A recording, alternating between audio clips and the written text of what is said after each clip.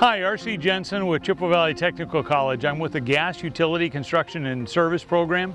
We're out here in our field playing in the dirt. As you can see behind me, we have all kinds of tools and equipment here we're playing with. We're going to teach you a little bit about digging. How do you dig? What's the right way to dig?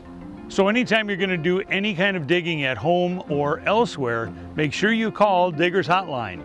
All you have to do is dial 811. That's it.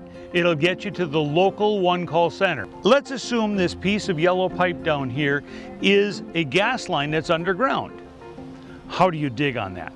If you dig straight across it with your shovel, straight like that, as he digs down, see what it did to that pipe? Broke it right in half.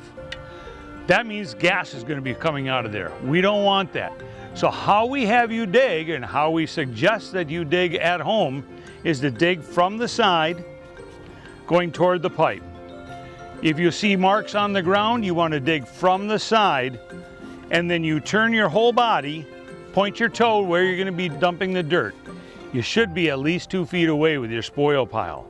So if you want to learn more about the gas utility program here at Chippewa Valley Technical College, take a look on the website, cvtc.edu.